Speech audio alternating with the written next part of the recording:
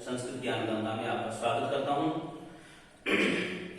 लघु सिद्धांत कौमुदी हम पढ़ रहे थे और लघु सिद्धांत कौमुदी में हमारा संज्ञा प्रकरण चल रहा था और संज्ञा प्रकरण में अब तक हमने समाहार स्वरित यानी 8वें सूत्र तक हमने विस्तृत से अध्ययन कर लिया था। उसके बाद में जो 9वां सूत्र आता है लघु सिद्धांत कौमुदी के क्रम में, वो 9वां सूत्र जो है वो आता है मुख नासिको वचनो अनुनासिक। यह सूत्र पढ़ने के बाद में हम जो एक अच लेंगे तय, और उस तय को 18 प्रकार से जो भेद होते हैं तय के, वो 18 प्रकार से लिख करके समझने का प्रयास करेंगे। पहले इस सूत्र की व्याख्या कर देते हैं, उसके बाद में आपको वो 18 भेद लिख करके मैं समझाने का प्रयास करूंगा। जो आपने जो 9वां सूत्र आता है वो है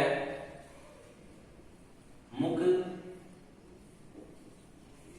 नासिका वचनों अनुनासिक।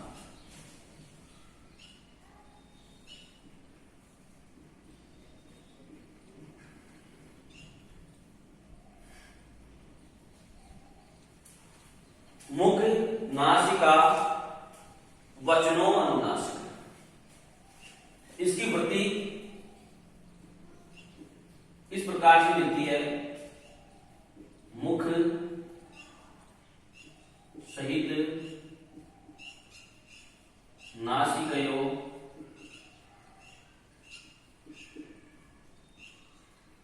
चार्यमाण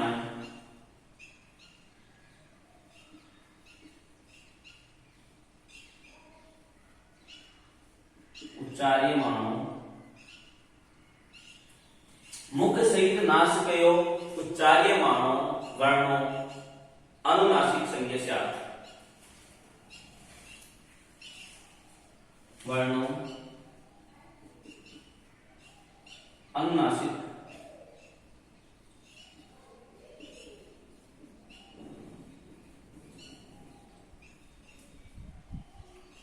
संज्ञा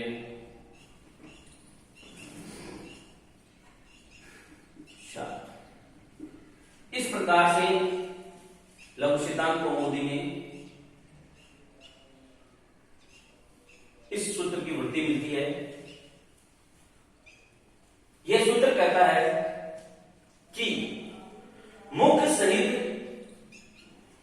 नासिकयो यानी नासिका से के द्वारा, मुख सहित नासिका के द्वारा यानी नाक के द्वारा उच्चार्यमान उच्चारण होने वाले वर्णों वर्ण की अनुनासिक संज्ञा हो, यह सूत्र कहता है। इस सूत्र का कहने का सीधा सीधा मतलब यह है, जैसा हम जानते हैं कि वर्णों का उच्चारण कर जो उच्चारण होता है वो मुख से ही होता है। मुख के बिना वर्णों का उच्चारण हो ही नहीं सकता। परंतु ऐसे वर्ण जिनका उच्चारण मुख के उच्चारण करते समय मुख के साथ नासिका का भी प्रयोग किया जाए, यानी मुख के साथ नासिका को भी काम में लिया जाए, तो उन वर्णों की अनुनासिक संज्ञा होती है। और जो वर्ण जिस वर्णों के उच्चारण में नासिका का प्रयोग नहीं किया जाता है वो अननुनासिक वर्ण कहलाते हैं। न अनुनासिक की अनुनासिक, जो अनुनासिक नहीं है वो वर्ण अनुनासिक कहलाते हैं। तो इस प्रकार से जो स्वर थे, जो अच थे, वो पहले ऋस्व दीर्घ फ्लुत हुए, उनका भेद,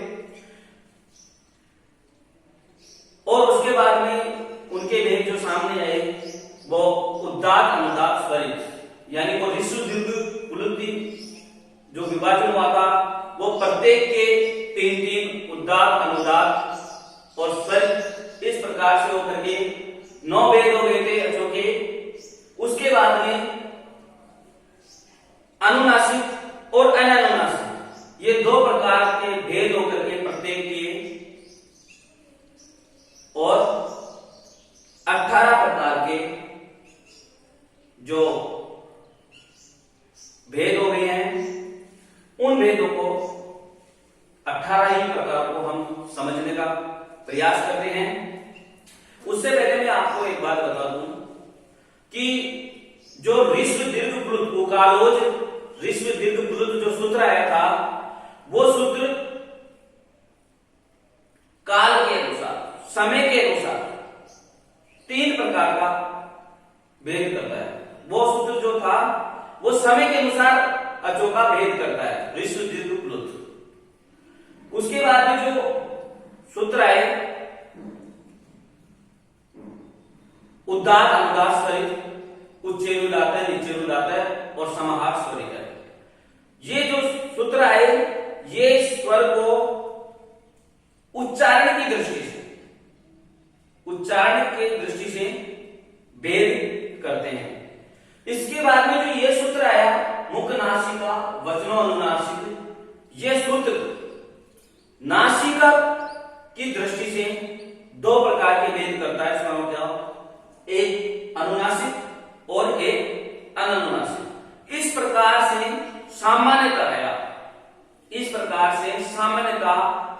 सामान्यतया प्रत्येक अक्ष 18 प्रकार का होता है।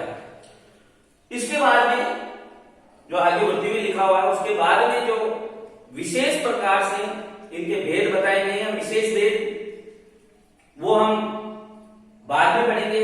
इससे पहले हम उन 18 प्रकार के भेदों का समझने का प्रयास करते हैं। तो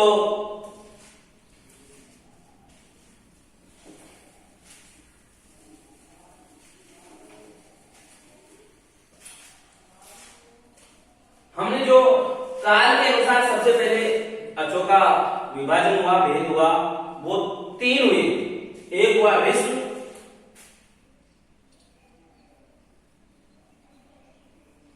एक हुआ दीर्घ और एक हुआ प्लुत।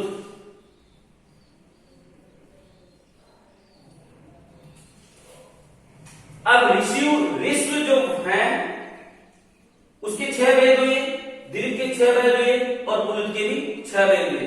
हम इसको समझने का प्रयास करते हैं। सबसे पहले हमारा विभाजन हुआ उदात्त अनुदात्त और स्वरित और फिर विभाजन हुआ अनुनासिक और अनानुनासिक। अब हम इसको इस प्रकार से समझने का प्रयास करते हैं कि पहला भेद हुआ ऋस्व उदात्त अनुनासिक।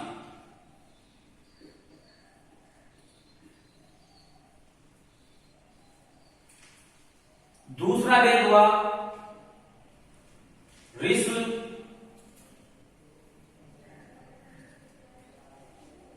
उदात्त प्रत्येक के हुए हैं इसलिए उदात्त का भेद हुआ है एक अनुनासिक एक अनानुनासिक इसलिए अनानुनासिक।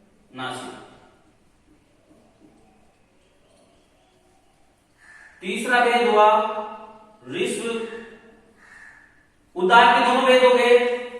उसके बाद क्या आता है अनुदात्त ऋस्व अनुदात्त अनुनासिक।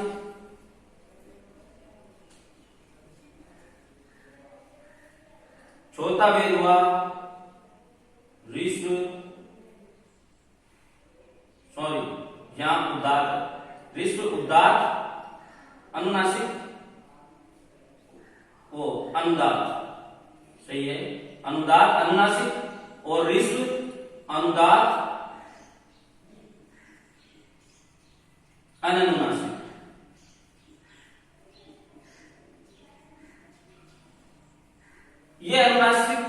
अनुदात के दो भेद हुए, एक अनुनासिक और एक अननुनासिक। इस प्रकार फिर पांचवा जो भेद आया वो हुआ ऋस्व। उदात आ गया, अनुदात आ गया, अब स्वरित आएगा, स्वरित अनुनासिक।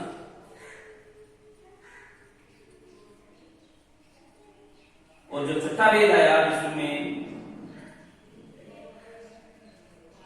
वो स्वरित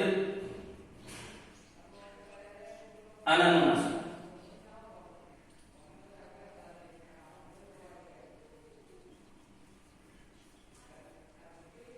इस प्रकार से ऋस्व स्वरों के 6 भेद हो गए। इसी प्रकार दीर्घ स्वरों के 6 भेद होंगे और पुलुत के भी 6 भेद होंगे। हम इनको भी लिख लेते हैं, दीर्घ को और पुलुत को भी, ताकि आपके अच्छी तरह से समझ में आ जाए। पहला भेद हुआ यहां दीर्घ में, दीर्घ उदात अनुनासिक। दूसरा भेद हुआ दीर्घ उदात अननुनासिक।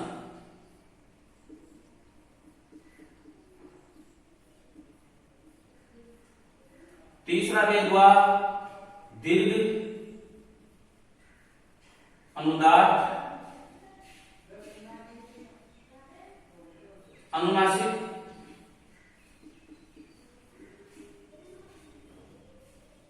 और चौथा भेद हुआ दीर्घ अनुदात अननुनासिक।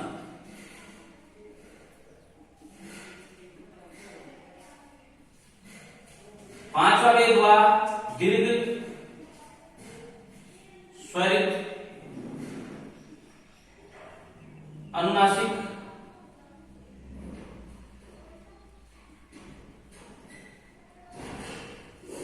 और छठा भेद हुआ दीर्घ स्वरित अननुनासिक।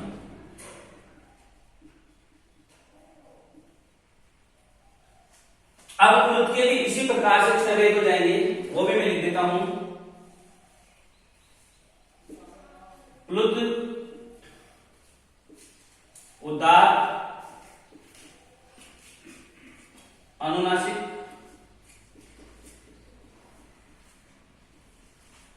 दूसरा होगा प्लुत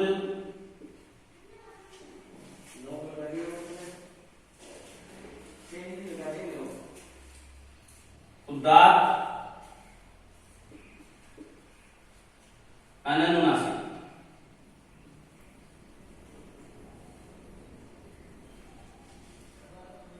प्लुत अनुदात अनुनासिक।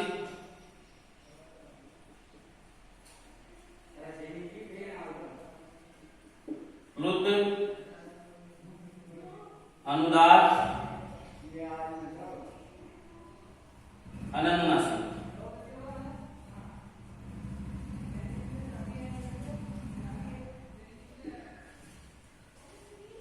फिर हुआ प्लुत स्वरित अनुनासिक।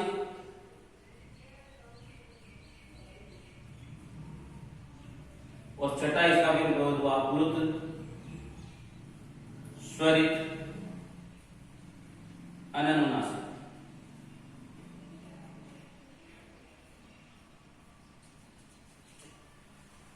इस प्रकार से ऋस्व के 6 भेद हुए, दीर्घ के भी 6 भेद हुए और पुलुत के भी 6 भेद हुए।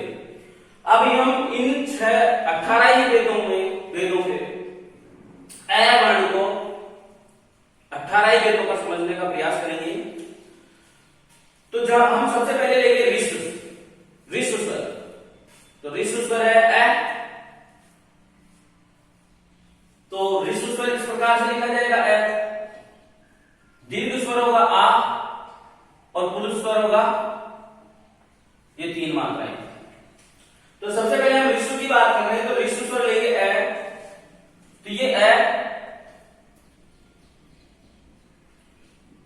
हम लिखेंगे ऋस्व उदात्त अनुनासिक।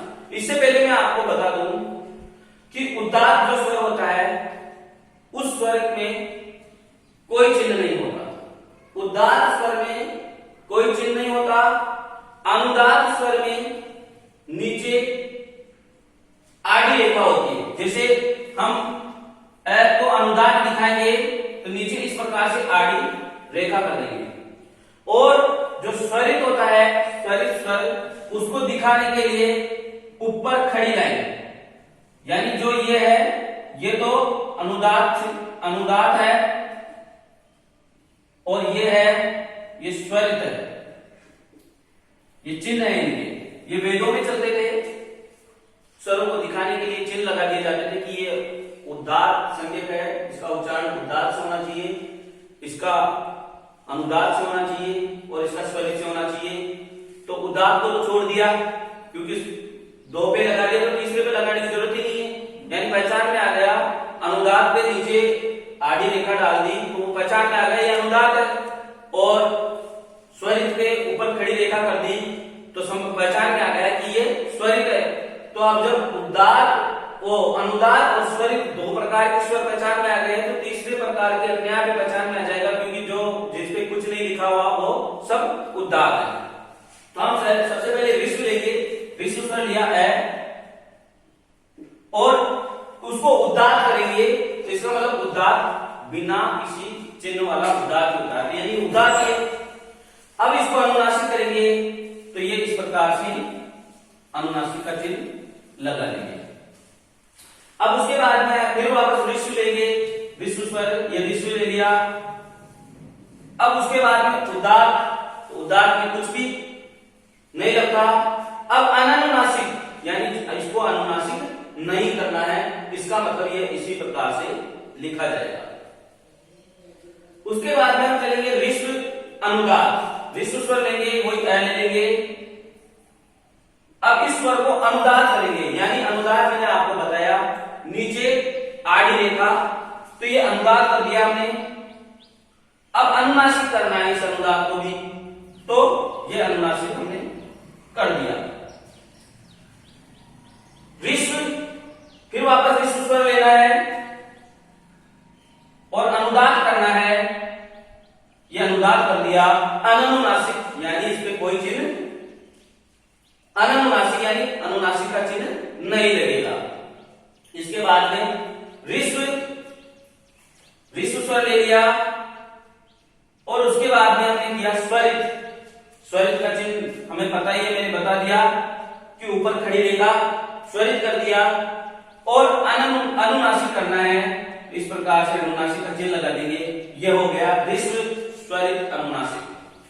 फिर लेंगे स्वरित स्वर, वो ऋस्व स्वर, और उसपे स्वरित का चिन्ह लगाएंगे इस प्रकार से, और अनुनासिक करेंगे, यानी इसको अनुनासिक नहीं करेंगे। तो इस प्रकार से ऋस्व जो स्वर है उसके 6 वेद हमारे सामने है। ये ऋस्व उदात्त अनुनासिक है, ऐसे लिखा जाएगा। ऋस्व उदात्त अनुनासिक ऐसे लिखा जाएगा। ऋस्व अनुदात्त अनुनासिक ऐसे लिखा जाएगा। ऋस्व अनुदात्त अनुनासिक ऐसे लिखा जाएगा।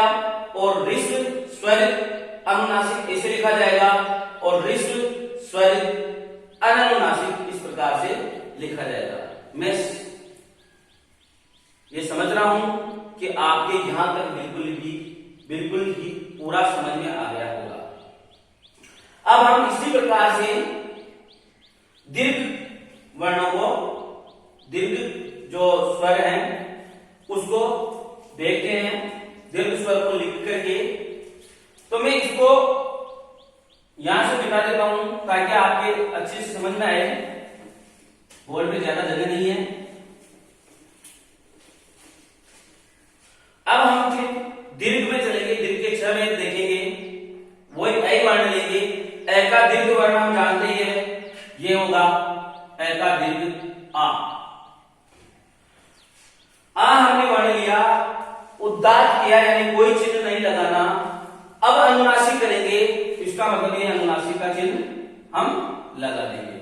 ये हुआ दीर्घ उदात्त अनुनासिक यानी ये स्वर दीर्घ है, उद्दात है क्योंकि इस पे कोई चिन्ह नहीं लगा हुआ, और अनुनासिक है, ऊपर अनुनासिक का चिन्ह लगा हुआ है। इसके बाद में दूसरा आता है दीर्घ, वही दीर्घ स्वर ले लिया, उद्दात कर दिया यानी कोई चिन्ह नहीं लगाया। अननुनासिक यानी इसको अनुनासिक नहीं करना है। तो यह इसी प्रकार से दूसरा भेद हो गया दीर्घ का, दीर्घ, उद्दात, अननुनासिक। उसके बाद में तीसरा भेद दिया दीर्घ, अनुदात, अनुनासिक। तो दीर्घ हमने लिया, अनुदात का मैंने आपको पहले चिन्ह बताया था, नीचे अनुदात का चिन्ह लगा दिया। अब इसको अनुनासिक करना है क्योंकि हमारा तीसरा जो विभाजन है वो दीर्घ, अनुदात, अनुनासिक है। ये दीर्घ स्वर है, अनुदात है इसके नीचे और अनुनासिक ऊपर हमको दिख रहा है। इसी प्रकार से दीर्घ, अनुदात, ये दीर्घ ले लिया, ये अनुदात का चिन्ह लगा दिया, अनुनासिक यानी इसको अनुनासिक नहीं करना है। उसके बाद में जो पांचवा जो भेद है दीर्घ, स्वरित, अनुनासिक, तो हमने ये दीर्घ स्वर ले लिया। अब स्वरित का मैंने आपको पहले बताया, ऊपर खड़ी रेखा, ये हमने ऊपर खड़ी रेखा लगा दी और आगे अनुनासिक दिखाना इसको, तो ये अनुनासिक का चिन्ह लगा दिया। ये हमारा पांचवा भेद हो गया दीर्घ, स्वरित, अनुनासिक। इसके बाद में जो छठा भेद आता है वो दीर्घ, स्वरित, अननुनासिक आता है। तो ये दीर्घ ले लिया और स्वरित का चिन्ह लगा दिया, और अननुनासिक यानी इस पे कोई अनुनासिक का चिन्ह नहीं लगाना है। यहां तक आके मैं समझता हूं समझ में आ गया होगा। इसी प्रकार से हम प्लुत जो स्वर है उसको समझने का प्रयास करते हैं। ह्रस्व और दीर्घ के छह प्रकार, दोनों के छह प्रकार हमने देख लिए। उसके बाद में हम प्लुत को समझने का प्रयास करते हैं। वो प्लुत जो स्वर मैंने बताया आपको, इस प्लुत को यहां लिख लिया मैंने, ये प्लुत है। अब पहले प्लुत, अब उद्दात करना है यानी इसमें कोई चिन्ह नहीं लगाना है, ठीक है। अब इसको अनुनासिक लिखना है, ये अनुनासिक, प्लुत, उद्दात, अनुनासिक। दूसरा जो भेद आता है प्लुत, उद्दात, अनुनासिक, तो ये प्लुत लिखा दिया हमने। ये 3 मात्रिक प्लुत होता है, पहले ही समझाया हुआ है पिछले वीडियो में। तो ये प्लुत कर दिया। उसके बाद में उद्दात यानी कोई चिन्ह नहीं लगाना है, अनुनासिक यानी अनुनासिक का चिन्ह भी नहीं लगाना है, जो अनुनासिक नहीं है वो अनुनासिक। तो ये दूसरा भेद हो गया प्लुत, उद्दात, अनुनासिक। तीसरा भेद है हमारे प्लुत, अनुदात, अनुनासिक। तो ये प्लुत ले लिया, अनुदात कह रहा है। अनुदात का मैंने फिर पहले ही बताया है, अनुदात का चिन्ह नीचे आड़ी रेखा होती है, और कह रहा है आगे अनुनासिक, तो ये हमने अनुनासिक कर दिया। उसके बाद में जो चौथा है वो भेद है प्लुत, अनुदात, अनुनासिक।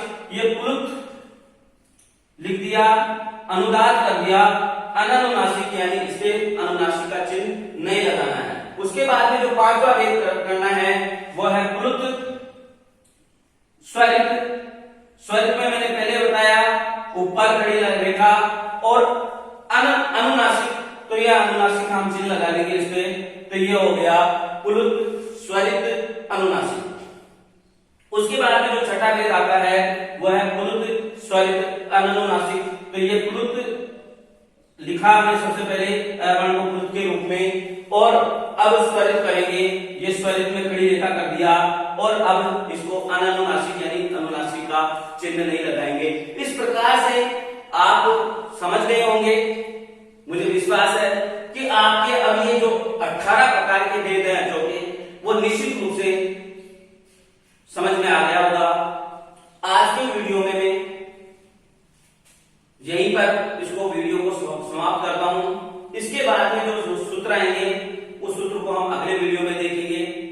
यदि मेरा वीडियो आपको पसंद आया है तो उसको लाइक और मेरे चैनल को सब्सक्राइब जरूर करें और मेरा उत्साहवर्धन करें। धन्यवाद।